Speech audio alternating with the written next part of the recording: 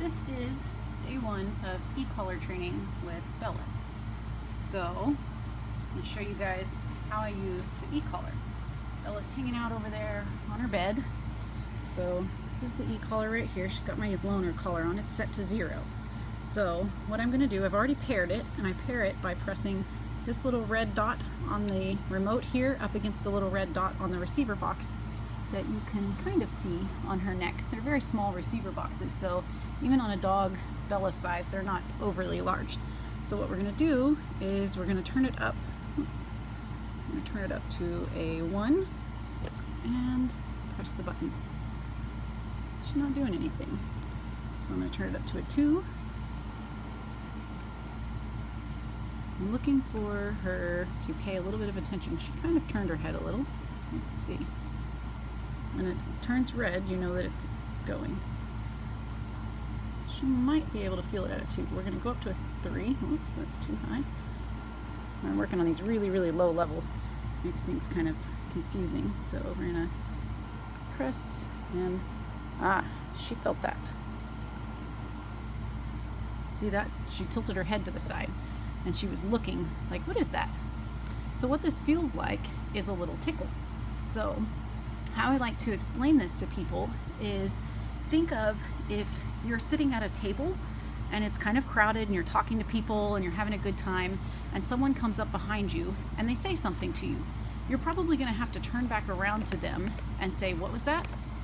Now, if that same person comes up to you and puts their hand on your shoulder and says something to you, you're much more in tune. You're already paying attention because now there's a physical input as well as the verbal input. And so that's what we do with e-collar training. We add just a little bit of physical input with the tickle from the collar. As you can see, it's not bothering her at all. I'll press it again so you can see what she does. Now she's not even paying attention to it. She's like, whatever.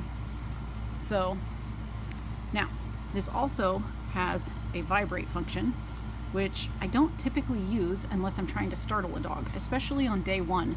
So she has never had an e-collar on before. We want to get some off-leash control for her in the home. The owners have a nice big house with lots of room and a huge backyard. So we want to get some control over Bella. She got sent here because she's got some anxious behavior and some barking, and so we're trying to get control over that. So we're doing some impulse control exercises, which she's doing really good with. And we're also doing e-collar as of today. Today will be day 1 of e-collar training. So you'll notice that Bella has a really cool little e-collar strap on. It's very cute. I get these from a special order them from a lady, and I do have them available for those of you that are interested. So just like a regular e-collar strap, it has a buckle on it, or like that, and then over here it also has a snap on it. So what I find a lot of times is people say, I don't know if my collar is sized right to my dog or not, and I find people putting them on too loose, which can cause sores. If the collar rubs around too much, it can cause sores. And then I've also seen people put them on too tight, and then when they put them on too tight, they also get little pressure sores on them. So that's my little e-collar tutorial. You get to see a dog that's never worn an e-collar before.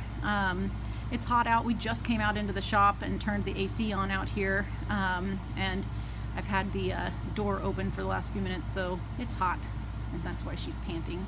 She's not nervous. She's a happy girl. She's a good girl. Isn't that cute? She's got one ear that crooks over. Those ears just crack me up. Bella! So there's my cute little schnauzer for the day. You guys have a good day.